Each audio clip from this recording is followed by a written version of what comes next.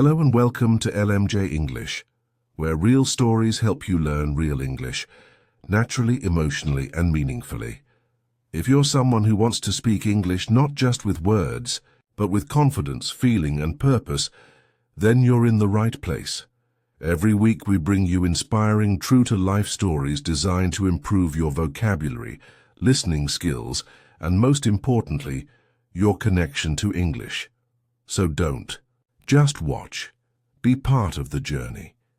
Hit subscribe, tap the notification bell, and let's grow together. One story, one word, one emotion at a time. Arrival in New York. Lucio had never been so far from home. Back in Florence, the narrow cobblestone streets and the smell of fresh espresso were familiar comforts, woven into the rhythm of his daily life. But now, as the airplane wheels screeched against the runway of JFK International Airport, his stomach fluttered with a strange mix of fear and wonder. This was New York City, the land of towering buildings, endless lights, and endless opportunities. It all felt like a movie, only this time he wasn't just watching. He was living in it. He clutched his worn leather backpack tightly as he followed the stream of travelers through immigration. His heart pounded when the officer asked, "Purpose of visit?" And with as much courage as he could gather, Lucio replied, "To learn English." The officer gave a nod and stamped his passport. That sound, the heavy thunk of approval, felt like the start of a new life. Outside the airport, the cold breeze hit his face, crisp and sharp. He zipped up his jacket, his fingers trembling slightly, not just from the cold but from the reality of being truly alone in a foreign country. He flagged down a yellow taxi, its lights glowing like a lighthouse in a sea of cars. The driver, a friendly man with a thick New York accent, asked where he was headed. Lucio fumbled for the paper in his jacket pocket. "Brooklyn here," he said, pointing. The driver smiled and nodded. "You got it, man. Welcome to New York." As the taxi rolled along the expressway, Lucio pressed his forehead to the window, watching the city rise in the distance like a dream coming to life. Bridges lit up the skyline, billboards flashed with advertisements, and the city pulsed with a rhythm that made his heart race. He whispered to himself in Italian, "Questa è la mia nuova casa, almeno per ora." This is my new home, at least for now. When the cab pulled up to the apartment building in Brooklyn, Lucio hesitated for a moment before stepping out. The building wasn't glamorous, but it looked safe and warm, and that was enough. He rang the buzzer with shaky fingers. A moment later, the door swung open to reveal a young woman with curly hair and a wide, welcoming smile. "You must be Lucio," she said brightly. "I'm Anna, your roommate." Her voice was friendly, and her Brazilian accent felt familiar in its own way. A reminder that he wasn't the only one starting over in this city.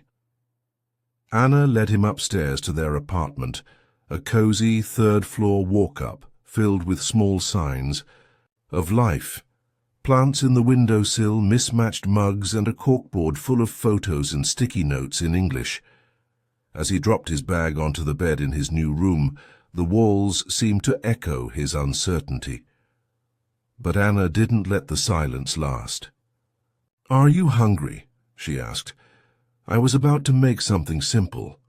That evening, they sat cross-legged on the floor, eating spaghetti with tomato sauce from paper bowls, laughing over their English mistakes and exchanging stories in broken sentences. "In Italy," Lucio said slowly, "we say, il primo passo è sempre il più difficile. The first step is always the hardest." Anna smiled. "In Brazil, we say something similar. But we also say that every new place is a new chance." Lucio looked around the apartment. out the window at the glittering lights of Brooklyn and back at Anna. He didn't know exactly what his future in New York would look like. He didn't know how long it would take to feel confident in English. But in that moment, sharing food, stories, and laughter with a stranger who already felt like a friend, he knew he had taken that first step. And maybe, just maybe, it was the right one. First days of language school. The sun had barely risen when Lucio stepped outside, the cool morning air wrapping around him like a fresh start. He clutched the small map he had drawn the night before, his neat handwriting labeling streets and subway stops with careful precision. It was his first day of English class in New York, a day he had imagined 100 different ways from his little room in Florence. But now that it was real, the moment felt bigger than he expected. He wasn't just going to class, he was stepping into a whole new life.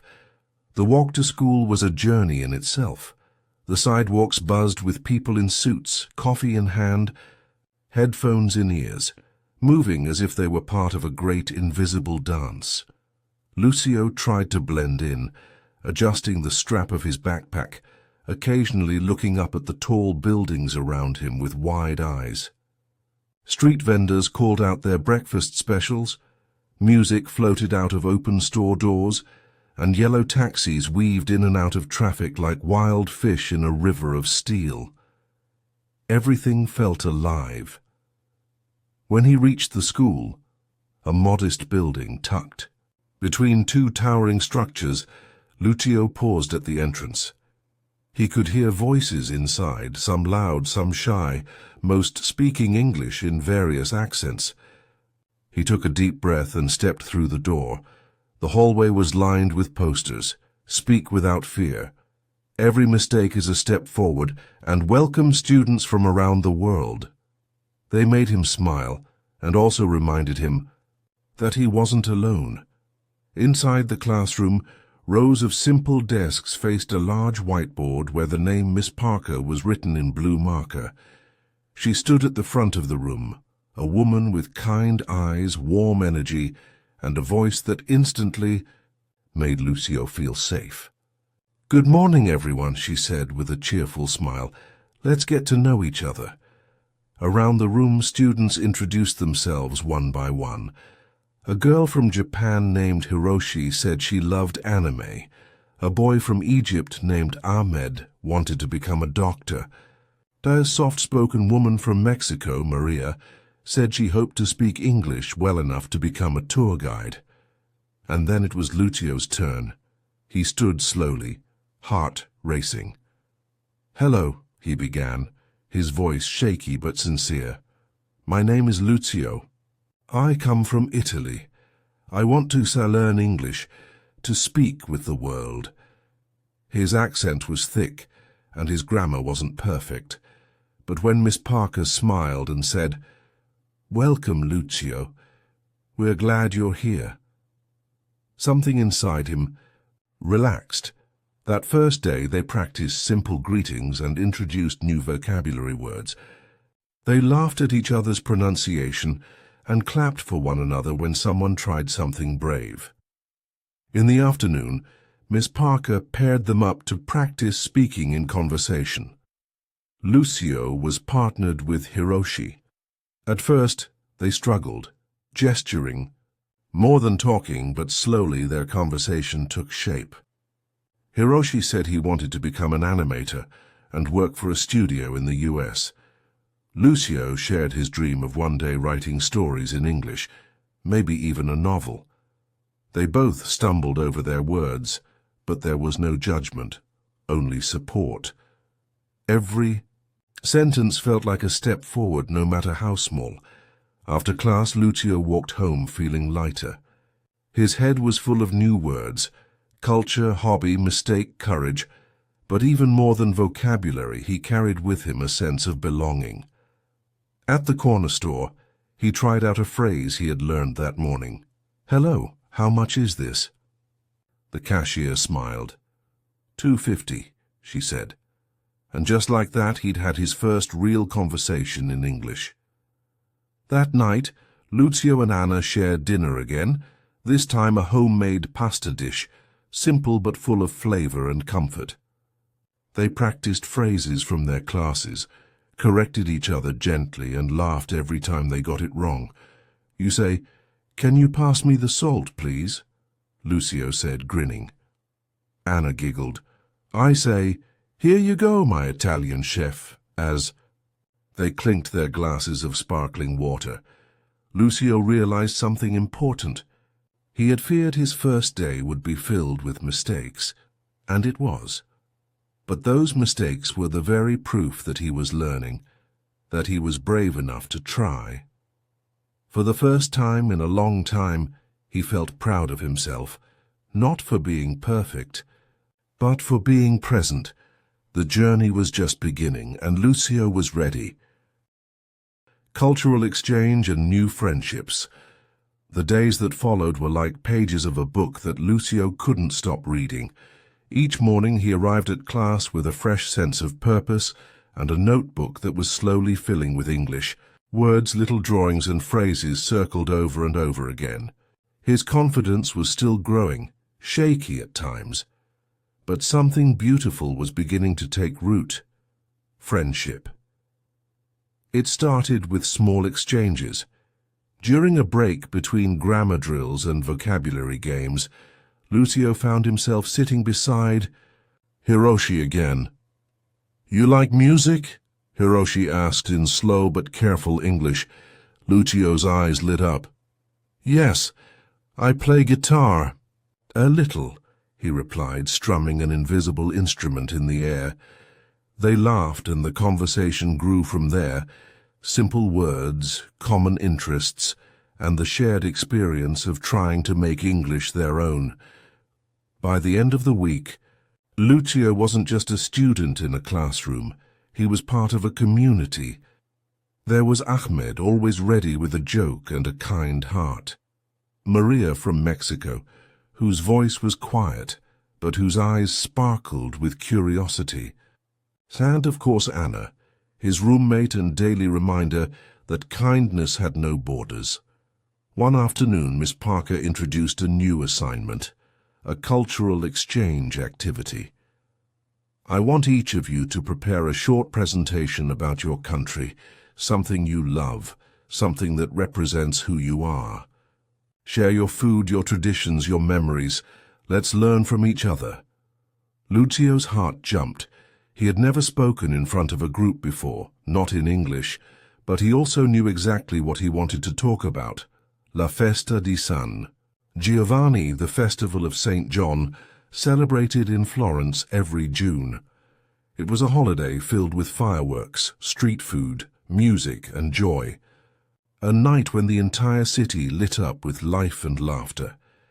That evening, back in their apartment, Lucio and Anna sat at the kitchen table with laptops open and music playing softly in the background. Anna was preparing a slideshow about Brazilian carnival, full of photos of dancers in vibrant costumes, parades and samba drums. Lucio worked on his speech, carefully writing out each sentence and reading it aloud. "In my city we have a festival called the Festival of St. John. People gather near the river. There is music, food, and big fireworks." He paused and looked up. "How do you say fuochi d'artificio?" "Fireworks," Anna said, smiling. "It sounds beautiful, Lucio." "It is," he replied. "I miss it." When the day of the presentations arrived, the classroom was buzzing with excitement. The walls were decorated with small flags from around the world. On the tables, students placed snacks and sweets from their home countries. It smelled like cinnamon, chocolate, spices, and something new. One by one, students stood to share a piece of who they were. Ahmed talked about the Nile River and the pyramids. Hiroshi showed a video of cherry blossoms in Kyoto.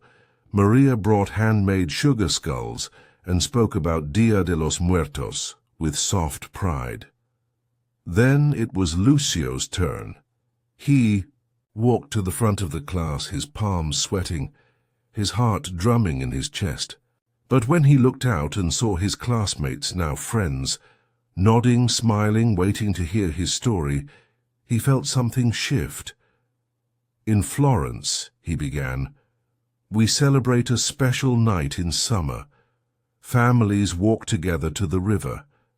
There is music in the air, and people eat gelato and laugh. When the sky turns dark, the fireworks start. Red, blue, gold, the city becomes magic." As he spoke, his voice steadied. He passed around a small plate of biscotti he had made the night before and finished his presentation with a shy smile. The room burst into applause. After class, the students gathered around the food, sharing stories, laughing, tasting each other's traditions. English flowed freely, imperfect but sincere. They weren't just practicing grammar anymore, they were learning about each other, about the world. That evening, Lucio sat by the window in his room, a mug of tea warming his hands. He looked out at the city, feeling a quiet gratitude settle over him.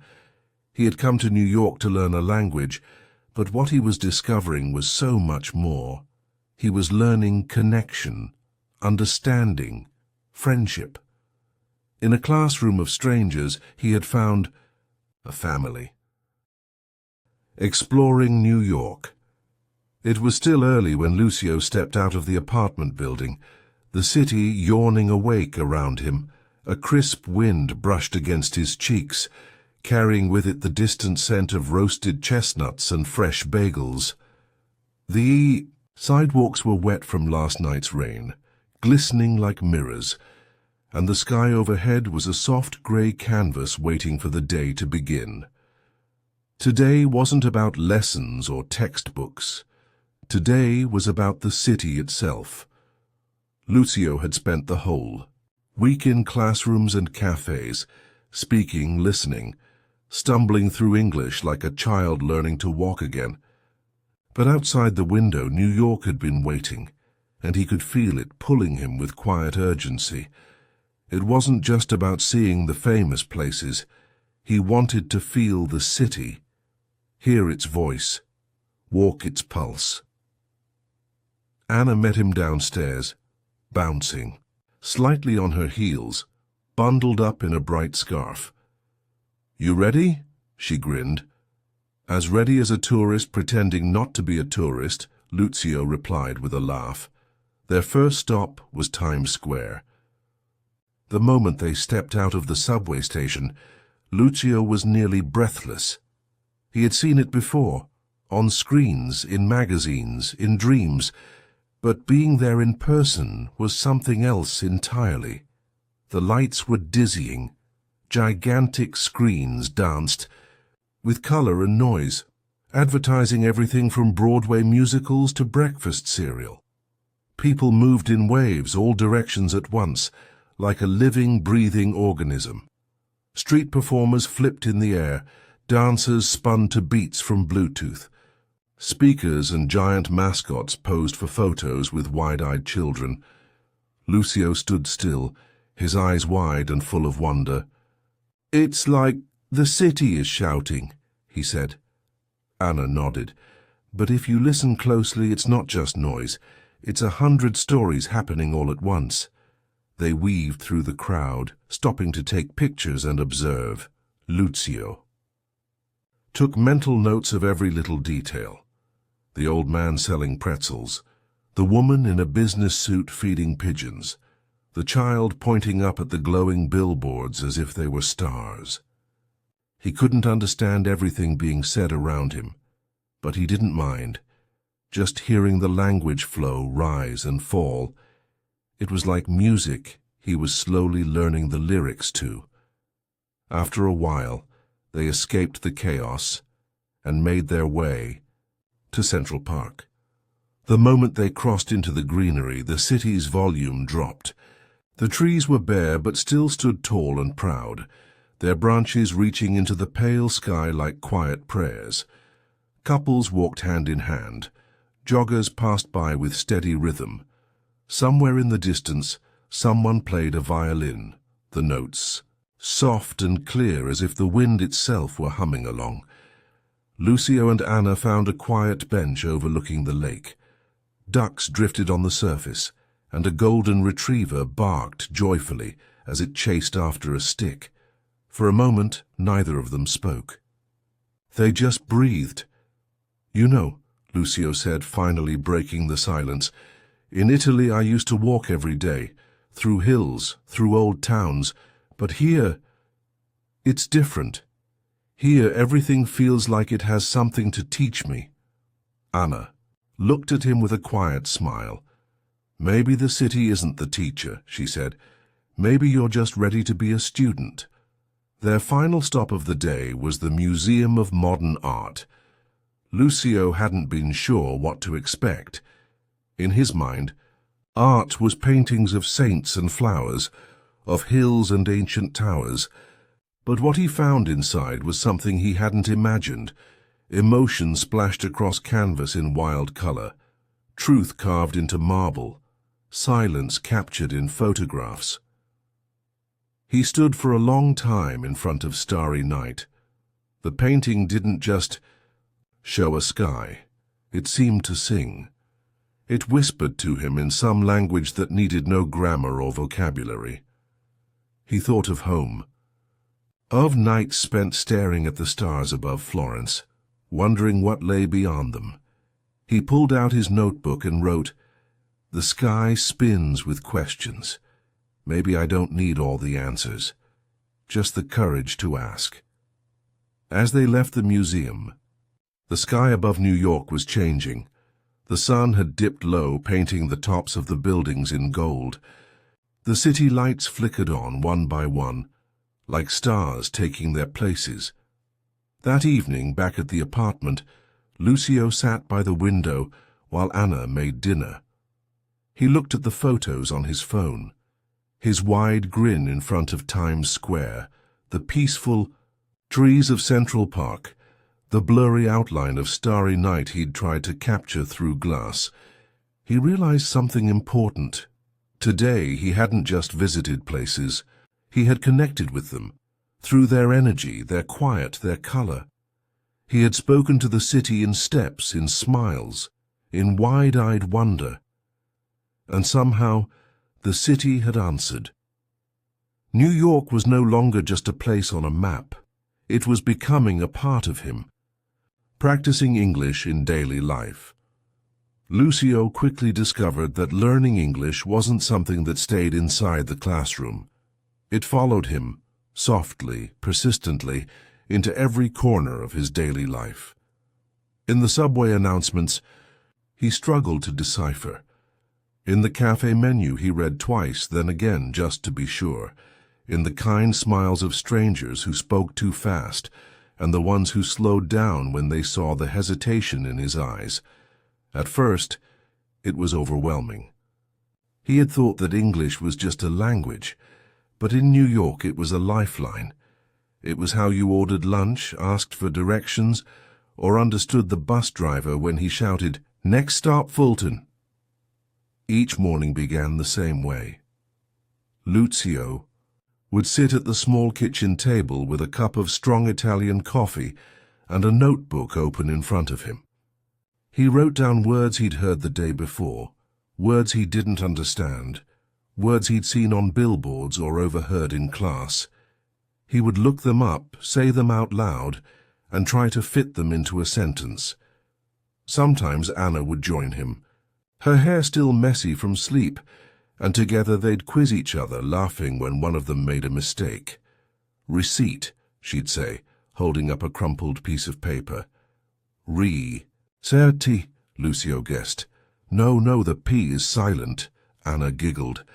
"English loves silent letters." "Then why have them?" he groaned. "To keep life interesting," she replied with a wink. It was during their evenings, though, that Lucio truly began to feel the language working its way into him, not just as knowledge, but as connection. One night they went to a local diner near their apartment. The place had red vinyl booths, a glowing jukebox in the corner, and the kind of waitress who called everyone Hon without asking names. Lucio took a deep breath as he looked at the menu. "I'll have the cheeseburger with fries." "And a cola, please," he said, carefully pronouncing each word. The waitress scribbled it down, smiling. "You got it, sweetheart. And your English is great." Lucio beamed. It wasn't just the burger that warmed him that night. It was the feeling of being understood. Later, at the cafe where he and Anna had applied for part-time jobs, they began working short shifts. Their roles were simple: take orders, serve, coffee, clean tables. But to Lucio, every task was a lesson. Every "may I help you" and "what size would you like" was a chance to stretch his vocabulary, to grow braver. Some days were difficult. Customers spoke too fast, used slang he didn't know. Once, he accidentally brought someone a decaf when they had asked for espresso, and the man was less than patient. But Lucio apologized sincerely and made it right. When he got back behind the counter, Anna whispered, "You handled that well." He smiled weakly. "I guess every mistake is a teacher in disguise." As the weeks passed, Lucio began to notice a shift. He started thinking in English. He would catch himself saying, "okay," instead of "va bene." He would dream in English, half nonsense, half real phrases, like his brain was piecing the language together even while he slept. In the evenings they often practiced together. While chopping vegetables for dinner, they would repeat new phrases. While folding laundry, they'd quiz each other on irregular verbs. Sometimes they even acted out pretend conversations. One night, they practiced how to return a shirt to a store, pretending the apartment hallway was a fitting room. Lucio held up a T-shirt and said with exaggerated confidence, "Excuse me, miss, I would like to refund this cloth because—" "It is too huggy," Anna burst out laughing. "Too huggy? I mean tight. Too tight." "You mean snug," she corrected, still laughing. "But honestly, huggy is kind of cute." Every mistake became a memory. Every correction, a step forward. On Sundays, Lucio started keeping a journal, in English. He wrote about everything: the sound of snow against the window, a kind customer at the cafe, a new word he learned and tried to use all day. At first his sentences were short, cautious, but soon they grew longer, bolder, more honest. He was learning not just how to speak, but how to express. He even began watching English movies with subtitles, pausing every few minutes to write down a new phrase. He especially loved the movie The Pursuit of Happiness. It made him cry, not just because of the story, but because he understood it. Not every word, but the heart of it. And that was what mattered. One evening, as Lucio and Anna walked home from work beneath the glow of streetlights, he turned to her and said, "Today, I didn't feel like I was trying to speak English. I just did." She looked over and smiled. "Because you're not just learning a language, Lucio, you're living it." And in that moment, with the city humming softly around them and the scent of roasted peanuts in the air, Lucio felt something settle deep inside his chest. Not just understanding, but belonging. Getting a part-time job. The decision came quietly, like the slow bloom of spring after a long winter. One evening, as Lucio stirred a pot of tomato sauce in their tiny kitchen, Anna sat across from him, flipping through the classifieds section of a local paper. Her eyes lit up suddenly, and she pointed at a small ad. "Hiring? Part-time cafe assistant. No experience necessary. Friendly attitude required." Lucio looked up. "You want to apply?" Anna shrugged. a small grin playing on her lips. Why? Not. It could help us practice more English. And maybe it's time to stop being tourists. That word, tourists, sat with Lucio long after dinner. He wasn't here to sightsee. He was here to grow, to become part of something real. That night, lying in bed with the sounds of New York murmuring outside his window, he whispered to himself, "Yes, I'm ready." The next morning, they dressed carefully, nothing too fancy but enough to look responsible. Lucio wore a clean, white shirt and the same jacket he had arrived in from Florence. It still carried the faint scent of home. They practiced greetings in the mirror before leaving, Anna pretending to be the manager. "Good morning," Lucio rehearsed. "I am looking for job. I mean, a job. I am looking for a job." She nodded. "And smile. Always smile." The cafe was nestled on a corner just a few blocks from their apartment. A cozy place with handwritten chalk signs and potted plants in the windows. The air inside smelled like espresso, cinnamon and something warm. Comforting, familiar. They stepped up to the counter where a woman in her 40s was wiping down a tray. She had sharp eyes, softened by a kind smile. "Can I help you too?" she asked. Anna went first. "Hi, we saw the ad in the paper. We'd like to apply." The woman, Lucy, the manager, looked them over with curiosity, then motioned toward a small table in the corner. "Let's sit down. Tell me a little about yourselves." Lucio's heart pounded. He swallowed hard. "I am Lucio. I come from Italy. I learn English now. I want to practice. I am a hard worker. I love coffee." Lucy chuckled. "You came to the right place then," Anna chimed in, her voice clear and steady. "We're both students. We're learning English and hoping to find work to improve more, and to be part of this city." Lucy leaned back in her chair, thoughtful. "Well, you're honest and enthusiastic. That counts for a lot." She paused, then smiled. "Let's do a trial run, 1 week. We'll see how you manage." Lucio blinked. "You will give us a chance?" "I'm giving you both a chance," she said. "Just show me what you've got." They left the cafe that day floating. I think my heart stopped when she said yes. Lucio laughed as they stepped into the cold air.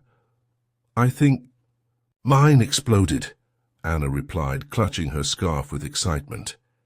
Their first shift was a mix of nerves, spilled milk, and tiny victories. Lucio learned how to greet customers, how to ring up orders, how to ask, "Would you like room for cream?" Even though he didn't quite understand what it meant at first. He practiced how to pronounce caramel macchiato without tripping over it. He made mistakes, oh so many. He once handed a man the wrong order, and another time completely misunderstood a customer asking for soy milk. But every time he apologized, corrected it, and kept going. And every time Lucy walked by and gave him a nod or a whispered, "Good." Job? It felt like a small medal pinned to his heart. After work, he and Anna would sit on the back steps of the cafe, drinking leftover coffee and talking about their shifts.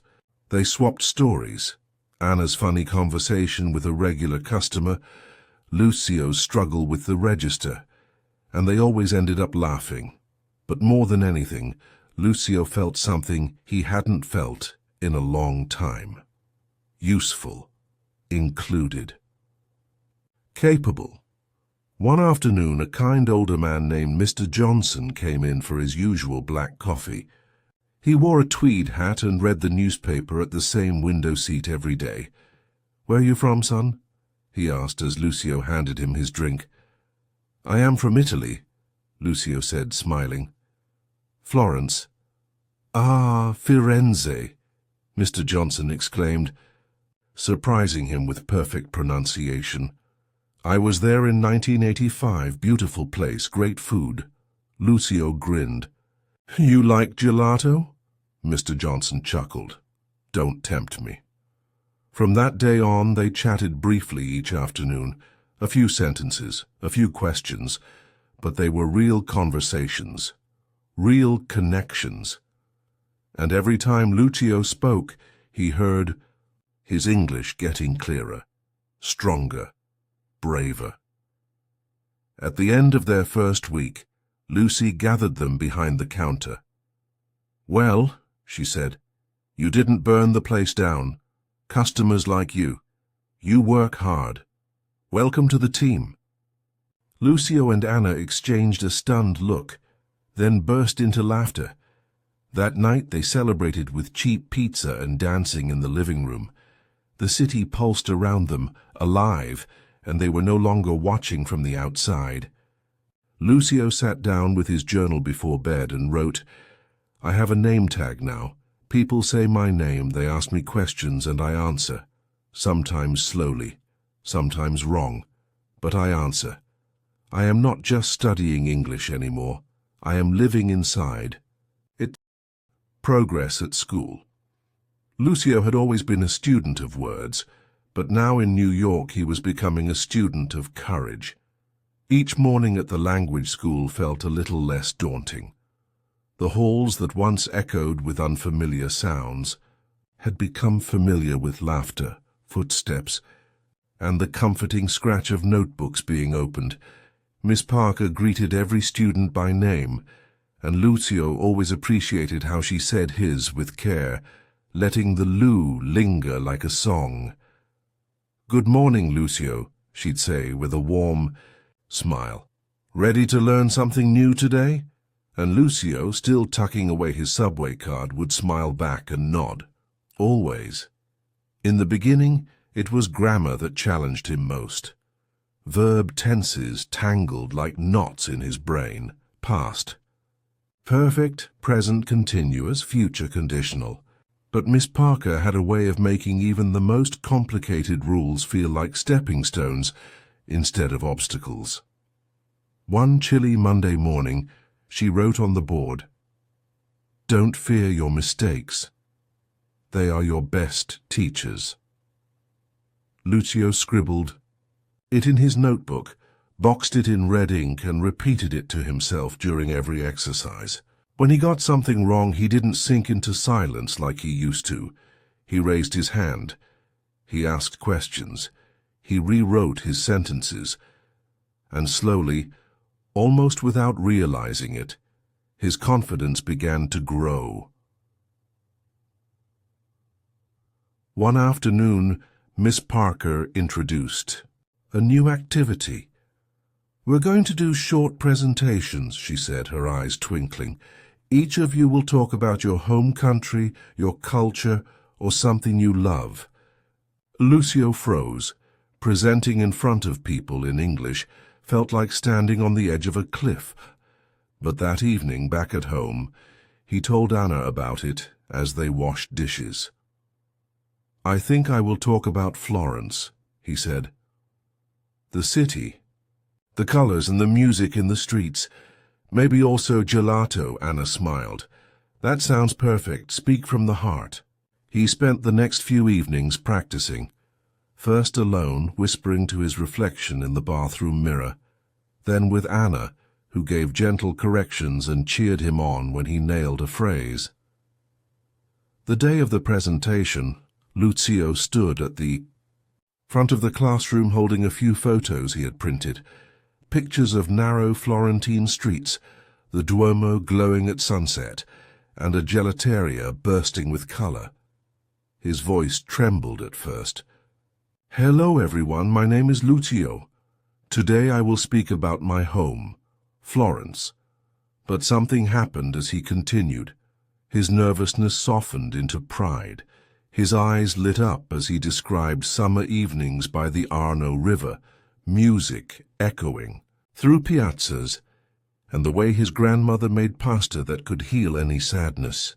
He even made a joke. half intended, half accidental, about Italians and their emotional relationship with coffee, and the class laughed, not at him, but with him. When he finished, the room filled with applause. Miss Parker clapped the loudest. "That," she said, "is what learning looks like." In the following weeks, Lucio began noticing the shift, not just in his speech, but in how he listened. He could follow conversations better, catch the meaning between words. In class discussions, he raised his hand more often. When Miss Parker introduced new vocabulary, ambitious, confident, resilient, he didn't just learn the meanings, he began to feel them. There was also something magical about the way he and his classmates grew closer.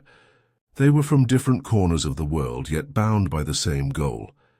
They helped each other pronounce difficult words, shared snacks from their countries, and celebrated every small victory as a group.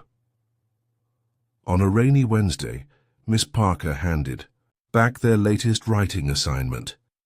Lucio had written a personal reflection about his journey so far, his paper titled, "Becoming Me in English." There were red marks, some grammar notes, a few corrections, but at the bottom she had written in bold letters, "This is beautiful. Keep writing.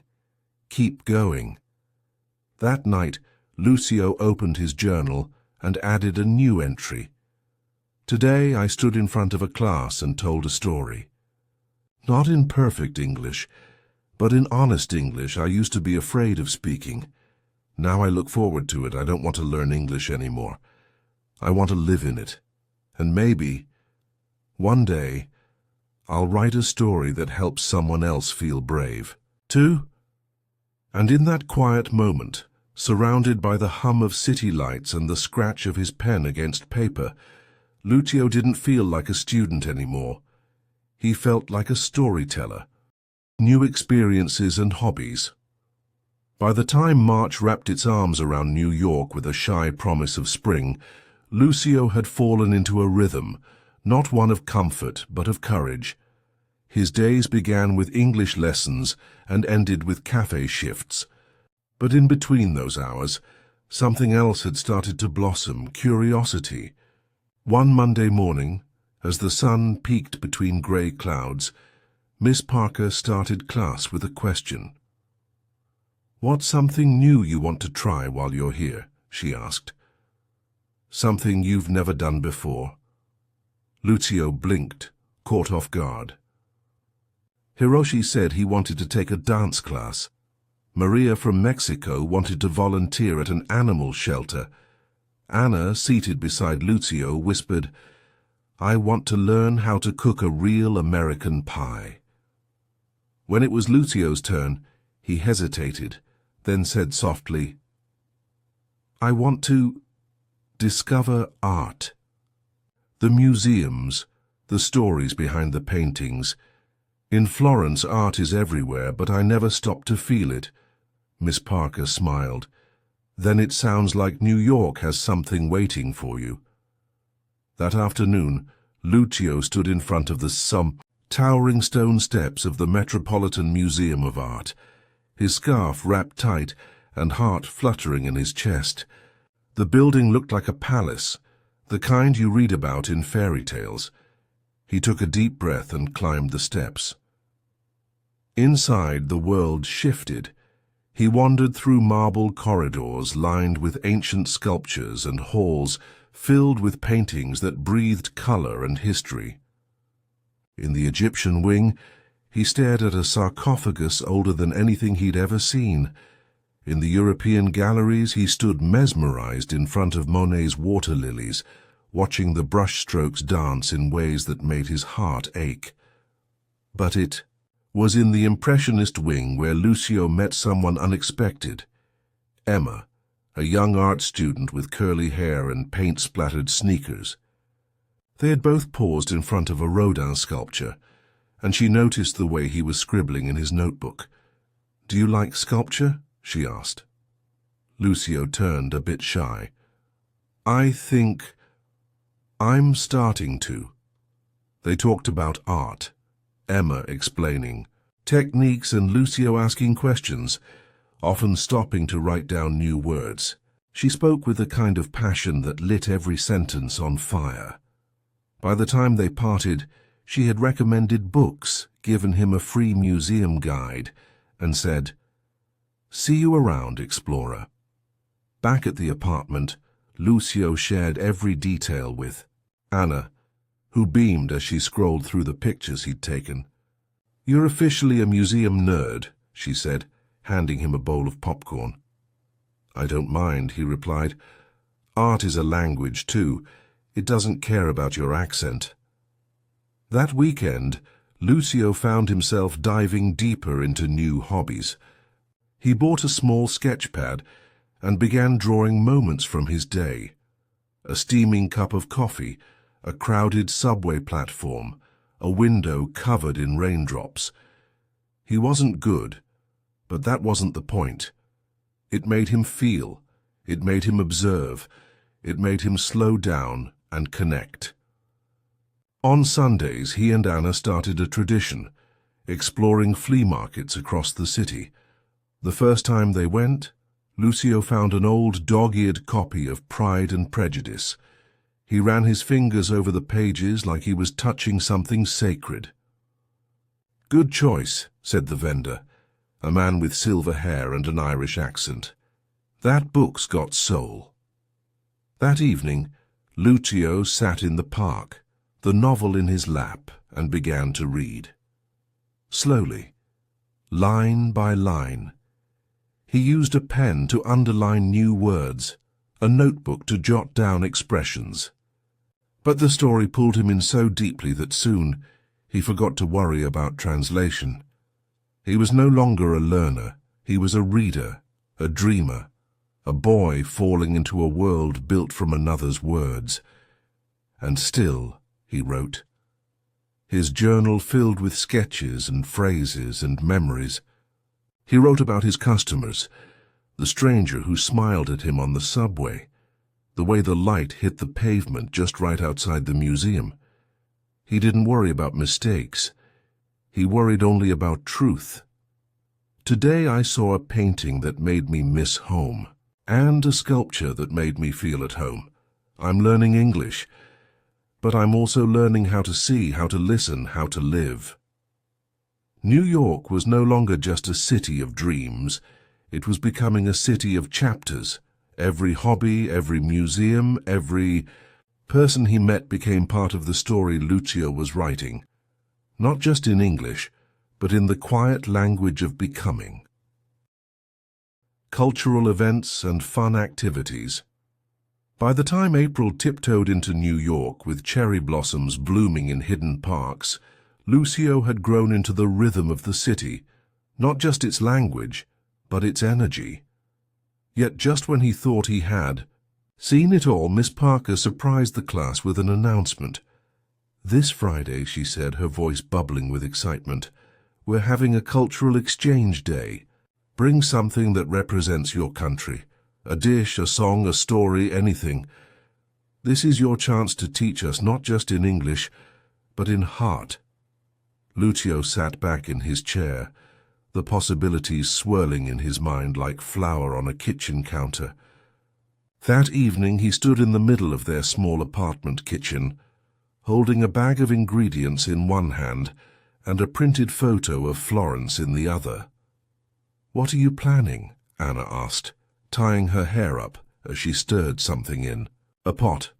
"I'm going to make cantuccini," he said proudly, "and bring a picture of San Giovanni fireworks. I want them to taste and see something from home." The night before the event, Lucio stayed up late baking. The tiny oven hissed and the sweet scent of almonds filled the apartment. He stood by the counter, watching the biscotti turn golden, thinking of his grandmother, who used to hum as she baked in her little kitchen back in Florence. The next morning, he walked to school with a tin of cookies under one arm and a bundle of nervous excitement tucked beneath his scarf. The classroom had transformed. Desks were pushed aside to make room for dishes from around the world. Sushi rolls, falafel, sweet empanadas, and a tray of bright Brazilian brigadeiros, courtesy of Anna. Flags hung from the walls, and upbeat music played softly in the background. When it was Lucio's turn to present, he stood near his small table with trembling hands. But as he looked around the room, at Hiroshi adjusting the display of cherry blossom photos, at Ahmed smiling with pride beside a plate of stuffed grape leaves, he felt less afraid. "This," Lucio said, holding up the picture of the Florence skyline, "is my city. At night during the festival of San Giovanni, there are fireworks above the river. Everyone comes outside. We eat, we laugh, we celebrate together. I wanted to bring a piece of that here." He passed around the cookies, watching his classmates take small bites, some nodding with wide eyes. "What's in it?" asked Maria. "Almonds, orange zest, and a little homesickness," Lucio said with a grin, and the class laughed warmly. After everyone shared their culture, they sat down for a potluck feast. They traded food and words, stumbling over pronunciations and laughing when they got it wrong. The air buzzed not with perfection, but with joy, of sharing, of trying, of belonging. Later that weekend, Lucio and Anna attended a music festival in Central Park. The lawn was packed with people sprawled on picnic blankets, tapping their feet to rhythms from all over the world. There were jazz bands, folk singers, drummers from West Africa. The air smelled like street food in spring. They danced, they laughed. They met students, artists, travelers, people from everywhere speaking different languages, but somehow all speaking the same feeling: joy. That night, as they sat in the grass, looking up at the stars slowly emerging above the city skyline, Anna turned to him and said, "Do you realize we're living the stories we used to only hear about?" Lucio nodded. "And telling them too." The next day he wrote in his journal, tired but full, "I shared my culture this week. I danced to songs I didn't know. I tasted foods I couldn't pronounce. And still, I felt understood. English brought us together. But what held us there was something deeper, the courage to be seen. I'm not just learning to speak, I'm learning to connect." Lucio had crossed oceans to find a new life, but in these moments, these festivals of food, laughter, music, and stories, he realized something important.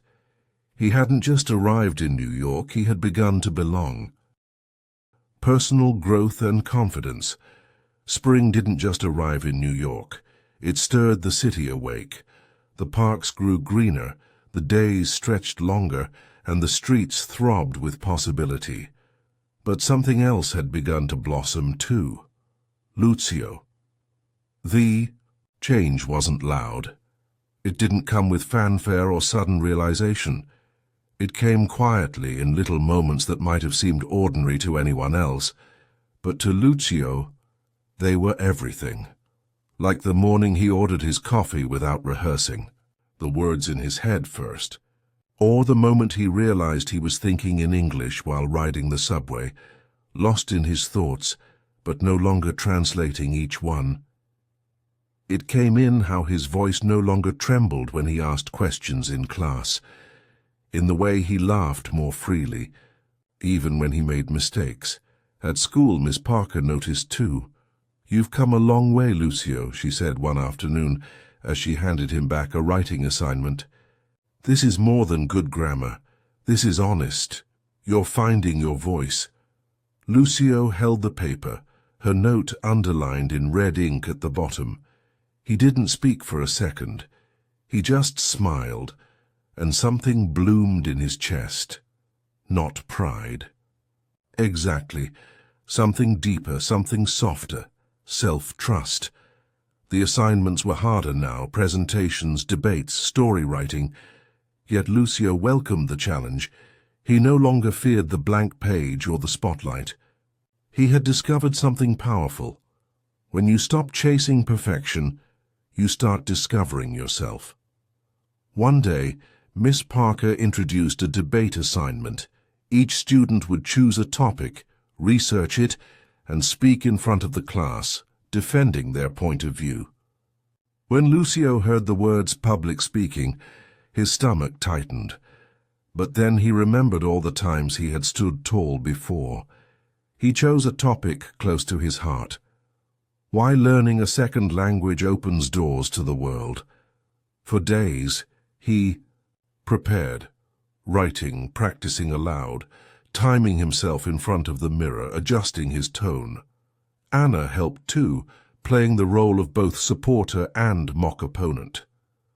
By the time the day arrived, Lucio stood before the class not with shaky hands but with a steady heart.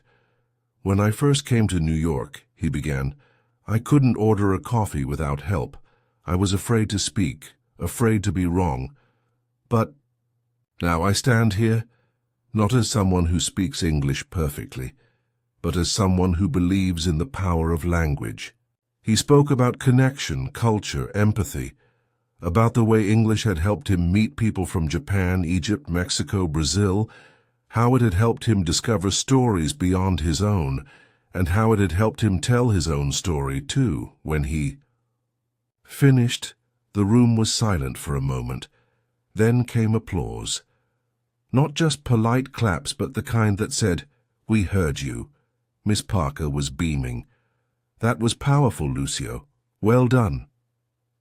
Later that evening, as Lucio and Anna sat on their rooftop sharing warm empanadas and watching the skyline glow like a painting, she nudged him gently. "You know, you're different now." Lucio raised an eyebrow. "Different how?" "You're not just speaking English, you're breathing it." He didn't answer right away. He looked out over the city, the lights, the noise, the quiet, and he realized she was right. He wasn't afraid anymore. Not of making mistakes, not of being misunderstood, not of trying. He had grown, not taller, not louder, but stronger. Inside. He wrote that night, the words coming easily. "Confidence isn't volume, it's courage. It's standing up even when your voice shakes. It's raising your hand when you're unsure. It's laughing when you forget a word and trying again. I used to think English was a mountain to climb, but now I see it's a bridge, and I'm walking across it, one sentence at a time." Lucio wasn't just learning a new language anymore. He was becoming the kind of person he'd always wanted to be, brave, curious, and fully alive. If this story touched you, inspired you, or helped you learn something new, don't just keep it to yourself. Click like to let us know it mattered. Share it with someone else who's learning English from the heart. Leave a comment. We read everyone, and your voice helps us grow. And most importantly, subscribe and turn on the bell so you never miss the next story. Your support doesn't just help this channel, it helps us create more stories that speak to your soul and build your English from the inside out. Here are 20 key vocabulary words that appeared repeatedly throughout Lucio's journey, each with a clear explanation in English. Confidence. The feeling or belief that you can trust yourself and your abilities, especially after learning or practicing something new. Journey. A long and often personal process of change and development, not just physical travel. Mistake. Something done incorrectly, often used in the stories to show growth and learning through errors. Belonging. The emotional experience of feeling accepted and connected to a place or group of people. Connection. A meaningful link or bond between people, ideas, or cultures, often developed through language and shared experiences. Practice. Repeated effort to improve a skill, especially in learning English or adapting to new environments. Courage. The ability to do something difficult or frightening, like speaking in a new language or standing in front of a group. Explore, to discover or learn about something new by experiencing it, such as a city, culture, or language. Growth, personal development or improvement over time, emotionally, intellectually, or socially.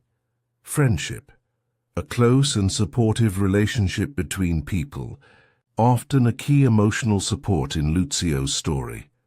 Culture, the ideas, customs, and social behaviors of a particular people or society, shared through food, festivals, and language. Presentation, a structured talk or display used to share. Information or a story, often in front of a group.